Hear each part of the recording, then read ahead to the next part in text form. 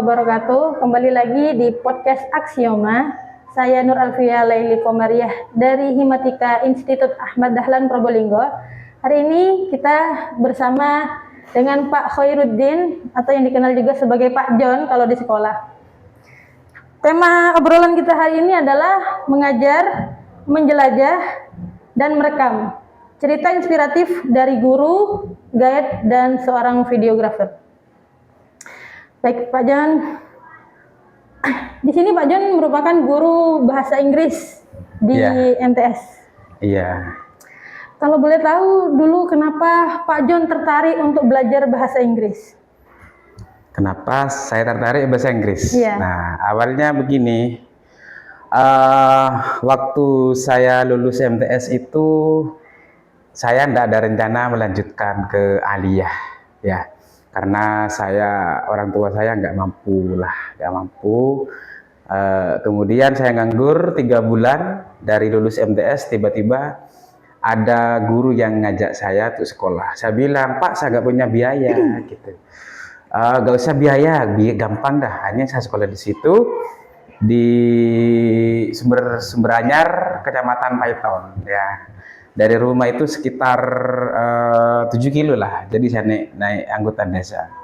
Kemudian ternyata di situ di Alia itu ada guru asing dari Amerika, asli dari Amerika. Nah, di situ teman-teman saya banyak yang nggak banyak sih, adalah yang ngomong, kok keren sekali ngomong sama bule gitu ya. Akhirnya saya di situ mencoba belajar sendiri.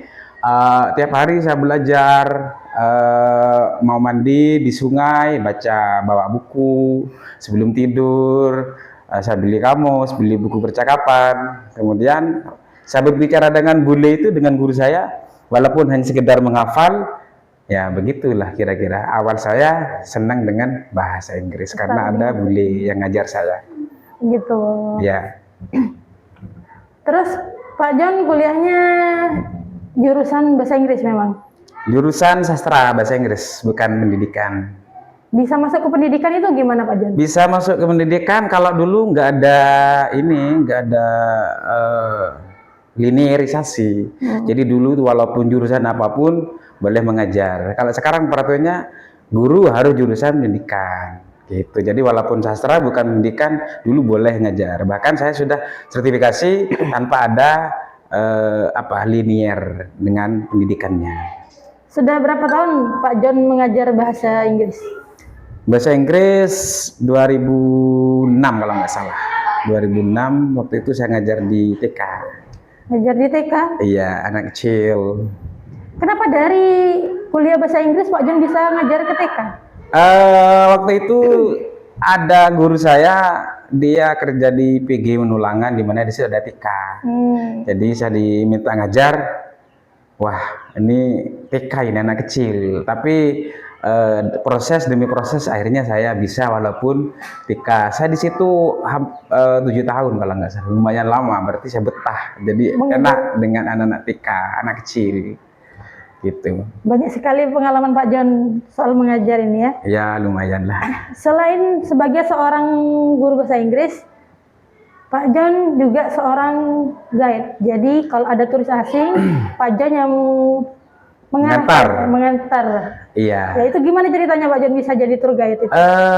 Awalnya saya kan bisa bikin website. Ya. Tiba-tiba ada agen travel, dia nyari di Google, menemukanlah jasa saya. Dia bikin website saya, kemudian saya bikinkan, kemudian tiba-tiba dia meminta saya untuk menjadi guide kalau ada tamu yang pesan di website. Akhirnya disitulah saya mulai menjadi guide ke Bromo biasanya. Gitu.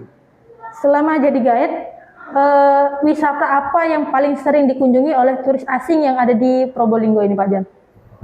Nggak ada lagi selain Bromo, kemudian Madagari Pura juga, air terjun. Pernah ke selain Jawa Timur nggak Pak John?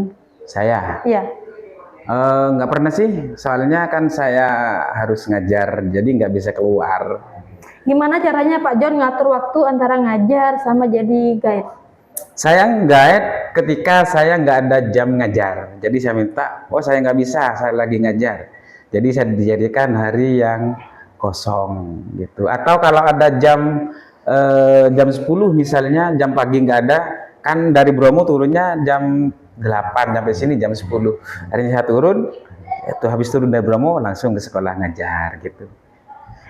Selain itu Pak Jon juga seorang videografer ya kalau nggak salah. Ya itu, iya betul. Pak Jon pernah jadi juri videografer, apakah itu benar? Benar dong, di SMK NU Bantaran saya dikasih tugas untuk menjuri ujian akhir kalau nggak salah di SMK NU Bantaran, menjadi penilai, tim penilai di situ. Menurut Pak Jon, apa kesalahan videografer pemula dalam membuat video? Banyak sih, biasanya itu dari cara pengambilannya, cara editingnya. Nah itu ya biasanya pemula yang kesalahan. Jadi videonya tidak kelihatan bagus, hanya biasa-biasa aja dari cara pengambilannya dan juga editingnya. Karena dua-duanya tuh harus menyatu, editing dan pengambilannya. Menurut Pak Jon, apa peran video dalam memperkenalkan budaya kota kita, Probolinggo? Nah, peran video itu sekarang kan sudah zaman serba di tangan ya, Iya. di tangan, di internet. Kebanyakan orang sekarang kan nonton video gitu kan. Jadi bagus sekali, perannya itu sangat luar biasa. Video untuk memperkenalkan produk atau sekolah atau apapun itu sekarang sudah zamannya TikTok, YouTube. Jadi orang-orang lebih mengenal video sekarang. Sangat berperan sekali. Kalau misalnya peran video dalam sekolah, menurut Pak Jon efektif nggak bikin konten untuk sekolah? Efektif banget. Yang pertama biar anak-anak berkreasi. Yang kedua memperkenalkan sekolahnya. Itu jadi anak-anak itu ketika lulus mereka punya keahlian dalam ngedit video atau apa gitu. Jadi mereka nggak bingung walaupun nggak punya pekerjaan, dia punya keahlian yang bisa menciptakan pekerjaan sendiri. Terakhir, apa pesan Pak Jon untuk anak muda yang alergi sama bahasa Inggris, nggak mau belajar bahasa Inggris karena nggak paham artinya, nggak paham apa itu grammar dan sebagainya? Ya kebanyakan anak itu takut salah, takut diketawain gitu. Padahal sebenarnya untuk berbicara bahasa Inggris itu tidak perlu pinter grammar. Yang penting dia berani, walaupun salah nggak masalah. Saya sendiri anggaplah saya guru, anggaplah bisa bahasa Inggris. Banyak salahnya juga. Itu jadi komunikasi itu kan paham nggak harus betul. Misalnya contohnya, you go where, saya kan paham, padahal itu salah banget ya kan. Intinya yang penting kita berani salah, tidak takutlah melakukan kesalahan dalam berbicara. Jadi walaupun salah, nggak masalah. Saya yakin kalau bukan pembicara aslinya salah juga. Bahkan pembicara aslinya pun banyak salah. Kita kan orang Indonesia, kita kan kadang salah ngomongnya. Sama dengan itu, jadi nggak perlu takut walaupun salah. Baik, itu saja obrolan hari ini bersama Pak Jon. Terima kasih banyak Pak Jon untuk waktunya. Sama-sama. Sampai jumpa kembali di podcast Aksioma selanjutnya. Podcast Aksioma, Aksi, eksplorasi, inovasi, obrolan matematika.